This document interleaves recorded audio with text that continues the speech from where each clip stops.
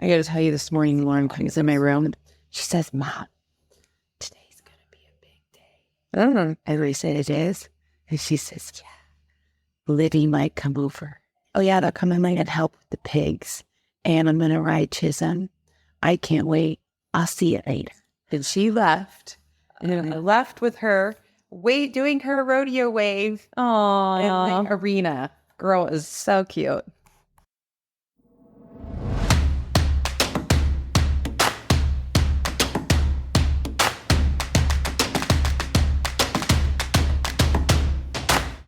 Welcome to the Now Podcast, episode 25. Yeah, I feel like that's a big one. There's no this is nice. It is nice. Yeah. Just having the two of us on here. We are going to mix it up today. No guest on the pod today because it's time to ask the general. Oh, that's kind of funny. Yep. You're getting grilled by me this time. Yeah. Okay. In the hot seat. How do you feel about that? Pretty good. Think so. Yeah. It's your turn. It's usually not about me. So let me get my your game my about me cap on. I see that you're lacking coffee. I think that's a bad move. Oh, is that a coffee in there? This is 2 shots of espresso. Actually, and for those on YouTube watching, you can see her coffee on the side of her cup, all drips down the edge of her Hello Sunshine cup. You got me this. I did. You remember? I busted it out today. I was imagining a cocktail in there in the pool. No Cocktail. No. Iced coffee for you. Yeah, iced coffee for me. Something else for me. Yeah. All right. So let's get into this. Okay. So we've got some questions for you. Okay. I have some questions for you. Okay. Do you know the answers already? Probably. Probably for most of them. But I think I do. But we'll see. We'll find out. All right. So let's start with the obvious one, right? Why the general? Why does everyone call you the general? I feel like some of our listeners are probably wondering that. Well, the background story on that is when we worked in the Boot Jack office, when we shared Twist Realty with Ranch Fence, which is owned by your husband, Jared, Yes.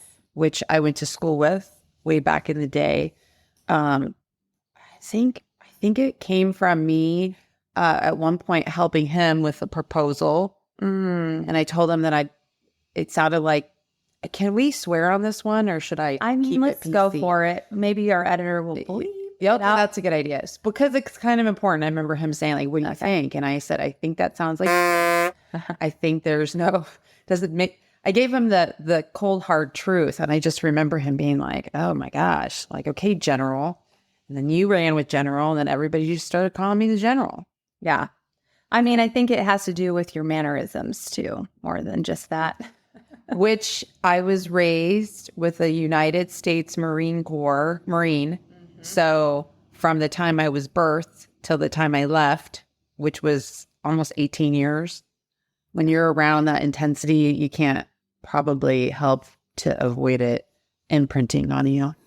I've noticed. So there it is. I've noticed, general.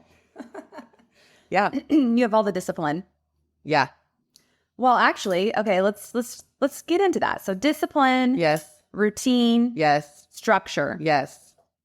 Those are 3 words I came up with to describe you. Yes. So why are those important to you? And how do you think it elevates your business? So there's probably some feeling of safety with all of that discipline, I imagine. If I was analyzed by some type of therapist, that if I have all this structure and it's all neat and tidy, then I'm good and I'm safe and maybe. So it makes me feel good to have that. So that was part 1 of your question. Yeah. And how have you used that in your business? Because I'm a little more chaotic than you are. Yeah. And I watch you and you're just so good with just time blocking. It's this relentless pursuit of excellence, to be quite honest, if I had to drill it down. And as a result, I'm constantly okay, where am I at with this? Where am I at with that? And how can I be better? And where am I missing the mark? And where do I need help? And how am I going to get it? That's all really great. But then your brain doesn't ever shut down. So it's two different levels of intensity, right? I That would makes say. sense. I don't think anyone that knows us would describe us as intense. Just kidding. Yeah. I'm all, okay. So, yeah. Well, and I think too, for you, outsider looking in, you know, you can be disciplined. You can be good at writing your to-do lists, scheduling your time, but it's all down to the execution, right? I don't remember what the stat is. Like it's high, 80 or 90% of people can do the plan, but then they don't execute it or follow through. And I think that's something that I've noticed that you're really good at. Because the thing is that if you plan and you execute, right? Mm-hmm. And if it works, then you know that if that works, then I can do that with this thing over here, right? Rinse and repeat. Yeah, even if it's a different goal. Mm-hmm. Do you understand what I'm saying? So if you're trying to lose weight, you're like, okay, I've tried X, Y, and Z, and these tactics that I deployed worked, right? So if I'm going to do the same thing in this field, you know, it's this. If you don't execute and reflect and pivot and do all the things, then it's just not going to work. Along with your weight, how much weight did you lose? Almost 40 pounds. 40? Wow. Almost 40 pounds. In fact, this time last year, there were two things that I did. One with my fishing license. Did I even tell you this? I don't think so. I went to get my fishing license renewed and they said, is everything accurate on here? And I'm like, oh yeah, I'm so used to saying everything's the same. And I'm like, oh, not that. Not that way. Not that way, you know? And the lady looked at me. I'm like, you can change that. I earned the right. Drop that middle digit down. And the same thing with my CCW license. They were like, is that all accurate? And I'm like, not that. Wow. That's I was 40 pounds. Yeah. Wow. And you've maintained it for quite a while now, actually, which is, in my opinion, almost harder. It's not easy. Than losing it. Yeah. All right. So let's pivot a little bit to your background. Yeah. Career. Yeah. We've mentioned on some of the podcasts about you being top 1%. Yep. What industry? Where did you work? What area? Pharmaceuticals, in Bakersfield, good old Kern County. You know, and it was not easy, but I knew that I was going to be a winner. Not surprised. I was not, I mean, that never, I never doubted myself with that. I just never thought it would be that big. That much of a winner? Yeah. When I got that phone call, I was my knees slightly buckled. Well, it's a big deal. 1% in the world. Like, how many people worked for that company? Well, in the country at that time, we had about 6,000 agents in the United States. So, yeah, I represented the United States. It was a little bit like the United Nations in France. So, legit, it was like the U.S. had a little section, and I had the headphones to hear it in English, and we had the United States flags that we were waving, and so it was. So is that all expense paid? All expense paid plus one. So your aunt, right, went with you? Yeah. Yep. So I was promoted into oncology sales and moved to San Francisco, and I was living in the city, and I got a phone call from the assistant to the president of our company, and I was like, you don't get a call from an assistant from the president of the company. And she put me on hold to connect me to him. And he's like, oh, I heard you got promoted. And I'm like, okay. I said, with all due respect, I have to believe that you have better things to do and to, call me and congratulate me on my promotion. And he's like, well, true. I'm just wondering if you have a passport. And at this time, I thought I was going to win a trip to Mexico. So I'm like, yes, I have a passport. I love Mexico. You don't get phone calls when you win regional trips. Right. You know what I mean? And then that's when he said, you're going to Paris with your top 1%. And I literally, my knees buckled. And then they just started sending me stuff. I got roses. I got like all the stuff about Paris and Italy, sent to my apartment in San Francisco. And it was like red carpet rolled out. Wow. Oh my gosh. And then you came back and you're probably flying high. Oh my gosh. It was a trip of a lifetime. It was crazy. It was fun. So how many years did you do the pharma? 4? No. I got into pharma. I was with Sanofi for almost 6 years. Like 8 years. Yeah. Maybe a little bit longer. And I finally talked you into getting into real estate. Well, I had abandoned ship on pharma to be a mommy. And then I met you and you were like, come. And I'm like, no. Yeah.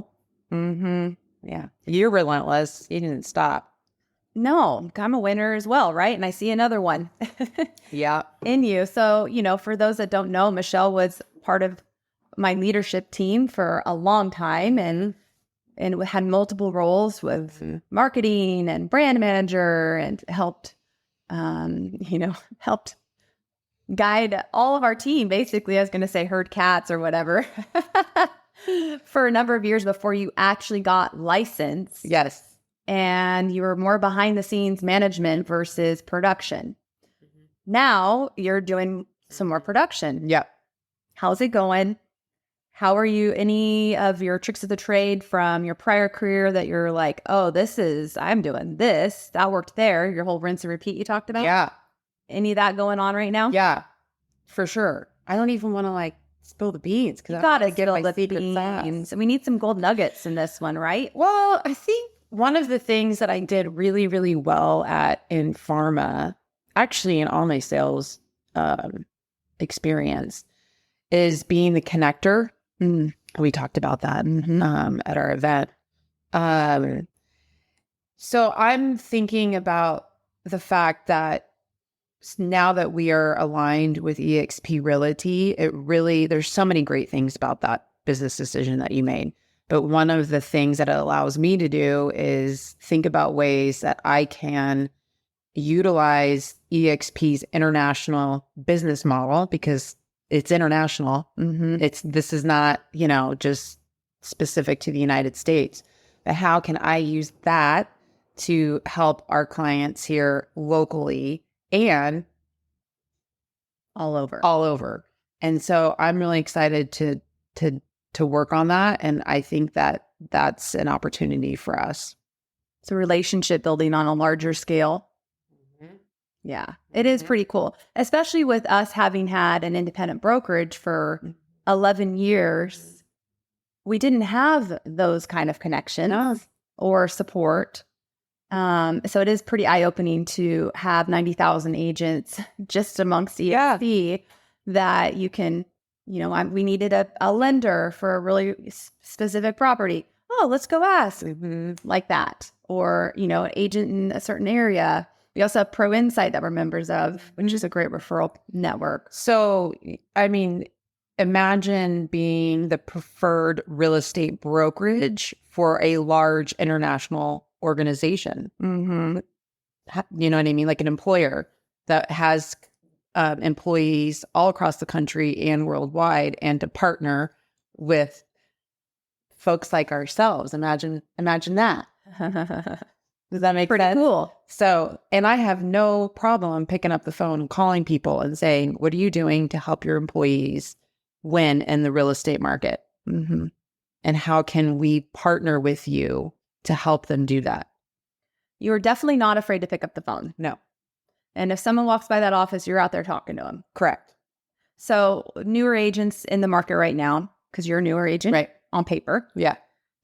What did he tell him? They're not, the thing is that it's almost, I have to remind myself that it's not easy for everybody. I had to do this with your team, our team, however you want to say it, because I constantly sat up here with you and there would be people out there doing nothing.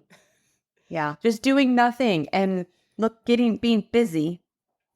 Maybe, but not shopping on Amazon, growing their business. I mean, my daughter would come in here and be like, your people are doing nothing. I watch that. Am I wrong? Sometimes. Most of the time. Anyways, I'm not going to digress, but I have to remind myself that new people, even Carissa, she's a new agent. She's never been in sales. She's a teacher. She's in marketing. So I have to remind myself that not everybody is me.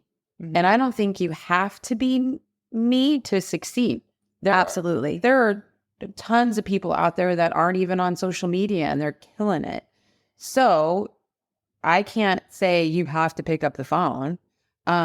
What I will say is I feel like you're missing the mark if you're not doing that in some capacity, because if you're not at least calling your sphere, right? Right. And nurturing those relationships, and your sphere could be like I was telling you, I called Autumn Hutchings yesterday, who's just the president of Parent Club and someone that is in the community. And one of my first clients. If you're not telling people like that, saying like, who do you know? I have a house or whatever, then you're missing the mark, in my opinion.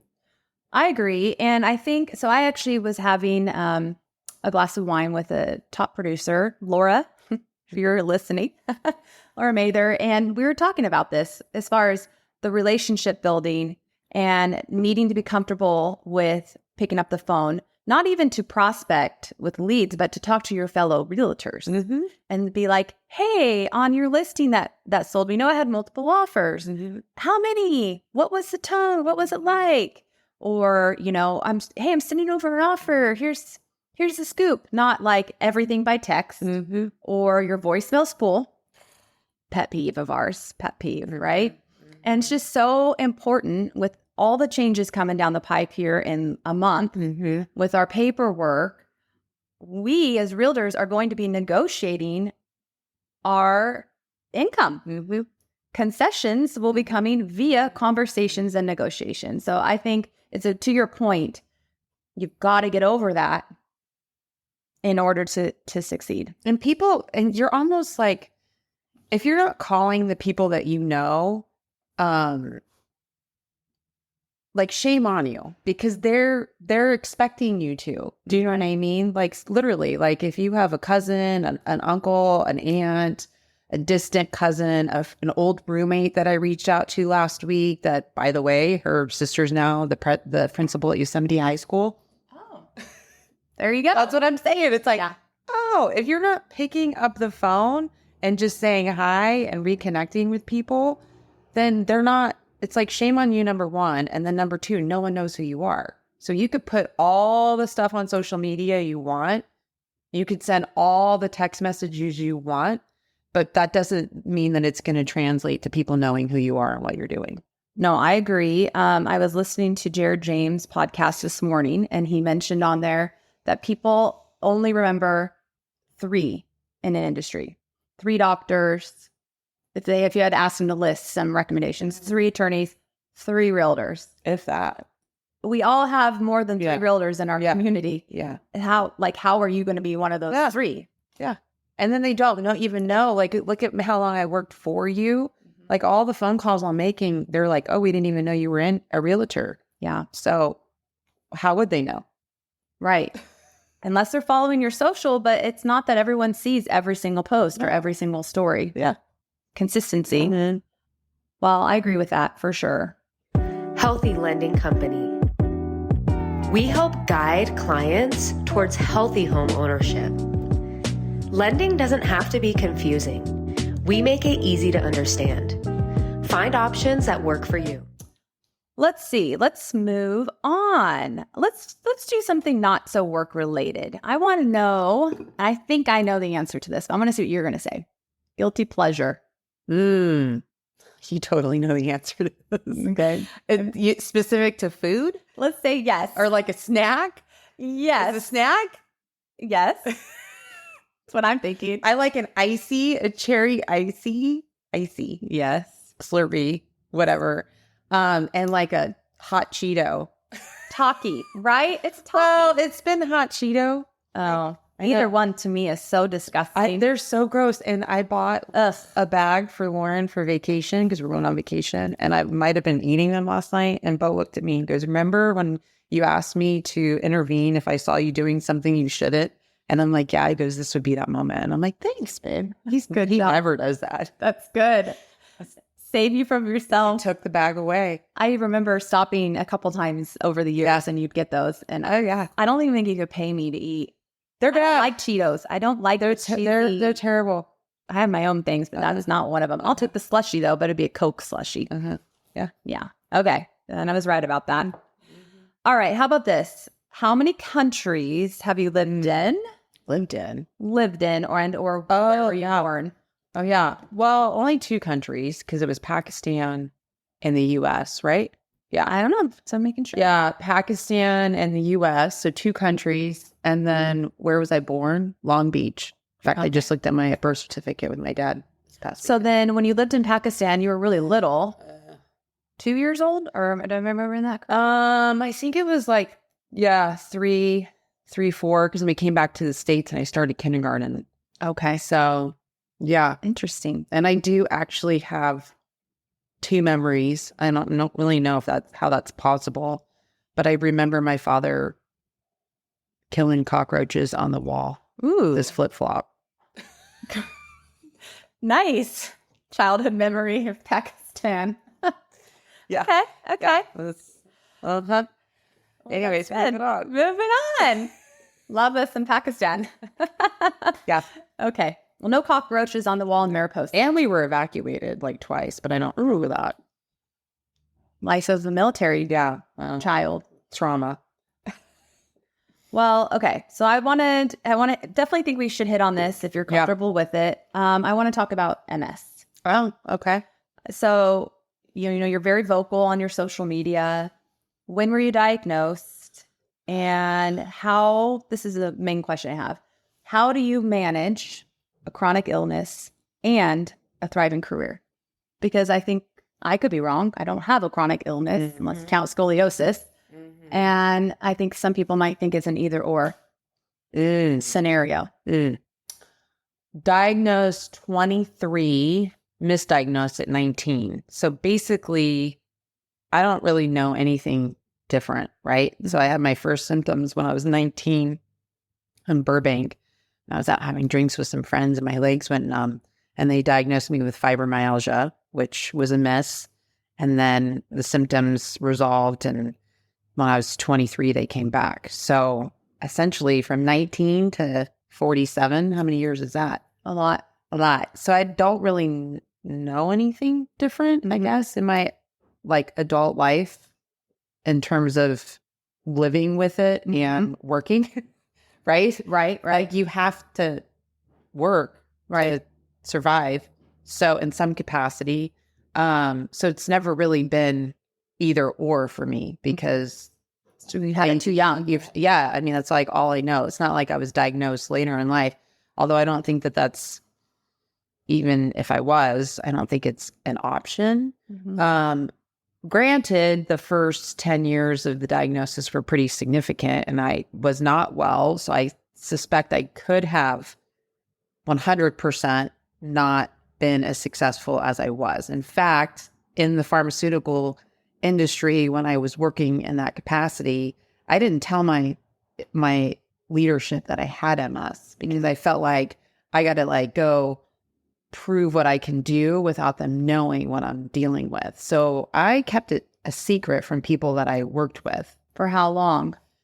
When I first got into pharma, the first year, and I didn't even tell my manager. And I remember telling him when I basically made him, I was always like, I want to do well so that the people that I work for do well. That was always kind of my mindset.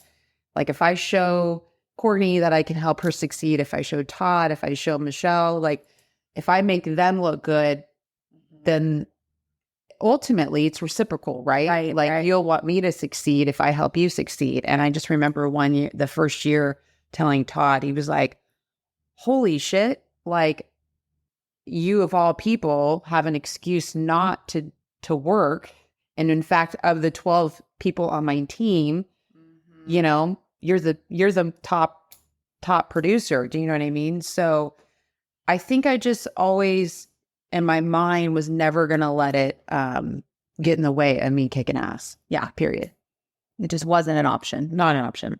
I don't know if I answered your question, but No, I mean, I think so. I can see it now Yeah. to this day. Yeah. I think you probably, I would imagine, over the years have gotten better at recognizing maybe some of your limits if you're going to, be exhausted or, there's obviously, Yeah. you've managed it very well with through Stanford. Yeah. And Well, infusions. I think there have been times where I have not felt as well as I do. And right now in this stage of my life, I can tell you that the weight loss and the eating is like 100% the most important for everybody. For everybody, if anybody's listening to this, like it doesn't have to take a chronic illness for you to recognize that you have to take care of what you're eating. Okay. Right. How much you're eating and what you're doing to take care of your physical well-being. So if it's walking, swimming, whatever, 100%, if you don't have some kind of concept of Some kind of outlet physically. something. Yeah. No, I agree. And it ties into your mental. Yep. Your mental state. Yep. Depression, all that. There's a lot of correlations. Okay. Well, that makes sense. All right. Well, I would say we're going to end this on this question here. Okay. This one you might have to think about. Oh, no. Maybe not. I don't know. Okay. Fast forward 5 years. Yes. Where do you see yourself? Ooh, that's easy. So physically, I don't know the answer to that. Let's just start with that because what I do know for sure is I want my husband retired. So he's been living his whole career in law enforcement, and he's a diabetic, and I want him to be retired and live his best life with me. So that being said, Lauren's going to be in college. Crazy to think that. Yeah. Actually, college And smoke. I want him retired, and I want to be somewhere where we can logistically be able to travel easily and get to a doctor easily. So it's been Texas, as you know. So we'll see. I don't know for sure. I'm not sure. Could be wherever. But we're going to definitely he's going to be retired. I will not be retired because I'm going to be working with you still. Better be.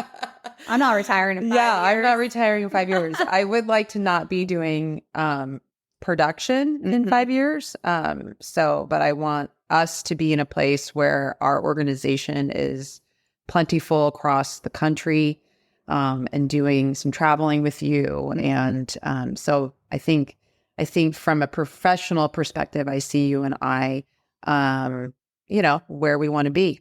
Yeah. Which is you living in Texas and me likely still in Cali. Yeah. Although I would hope to have a beach house. First the pool. Yeah. Yeah. Then maybe the beach house. Yeah. We'll see. Here's the thing about I've told Bo this recently. And this will be good that we have this recorded because we can look back on this. Okay. It's like a time capsule. A little bit. For some reason, my gut is telling me that Lauren's going to end up in California. I know. There's a lot of colleges here that are really good. And she is a Cali girl. What I mean by that is that she likes the beach. She likes the ocean. She likes the weather. She likes the people. And I don't know that while I think she's courageous to go somewhere else, I think she has the courage to do that. And likes an adventure. I just don't know. That being said, if she's in California, You might still be here. I'm like, hun, we might need to get a condo in Carlsbad. There you go. Do you know what I mean? Well, we'll share the beach house. It's not like we're going to use it enough for one of us. So There you go. We got our plan. I only say that, and I told him, I was telling him this the other day. I said, I'm pretty realistic in that Lauren and I are so close, right? That I don't know if she says, hey, Mom, I want to have dinner with you on Friday. Like when Bella goes to college in San Luis, if she says, Mom, I want you to come or I need you to come. Yeah. I'm only a few hours away. You're only a few hours away. Right. So you could literally go down there on a Friday and spend the weekend with her. Could I get on a plane and do the same thing? I could, but I don't know. It's like a 6-hour flight. That's what I'm saying. Yeah. So I don't know. If she's in California, I don't know. Might keep you longer. I won't be in Mariposa that much, but you be happy that I'm planting the seed that it may not be 5 years. Texas if she's in California. Okay. So I know my campaign to Lauren. We'll have her visit Bella quite often. Here's the thing is this, I have not said this to her. I don't know. Like, I don't want to make her feel like she needs to do anything. I've never wanted her to feel that. You know what I mean? Yeah. I've never been like, you're going to be in California or anywhere. So she can do whatever she wants. I don't even care. It's just, I'm pretty realistic that if she is in New York City, then I don't know. I don't see you being in New York City, but we'll see. We'll see. I don't know. I'm just saying. We'll see. The 5-year thing physically, I'm not sure. It will not be in Mariposa because we want to go. Yeah. Okay. Yeah. All right. Fine. We'll take that. All right. Any words of wisdom to leave our listeners with as we wrap up our 25th episode? Words of wisdom. 47 years old and chronic illness. I just don't want people to ever think that they can't do whatever they want to do. And even if they don't know what it is, that at the end of the day, you are the creator of your destiny. So I think having some foundation of faith is so important. I didn't find that till much later in life. All the people that I know that are cool and loving and compassionate individuals are all really grounded in their faith. So I think I would close with that. I think it's super important in some capacity. And if you don't know how to find your way there, like just lock arms with someone, because that I think is so important and it will pivot you into where you need to be. And if you don't know where that is, you'll find it by having some faith. Okay. We'll end on that. Yeah. Have some faith and know that you can do it. Mm-hmm. You can do it. I can do it. 47. If you can do it, anyone can do it. Anybody can do it. I mean, you have to do the work. You gotta do the work. Gotta do the work. If you're scared, get over it. If you're scared, then that's good. Actually, you should be, because the last thing you want to be is comfortable. Yeah. If you're scared and you can't be comfortable with failing, then I don't know. You just have to keep doing it. Yeah. Over and over. Fail forward. Yeah. All right. Okay. Well, people can find you. Ask the General. Yep. On Instagram, all things twist. Now Nation. Now Nation is our organization. If anyone wants more information on working with us. Yeah. If you're liking what you're hearing on our podcast, please give us a review and share it with your friends. Make this worthwhile for us to keep doing these weekly episodes, because I know we're enjoying it. We've got some really great guests coming up in the next couple months. Yep. So anyway, we'd appreciate 5-star and reviews and sharing and all that fun stuff. All right. Have a good one.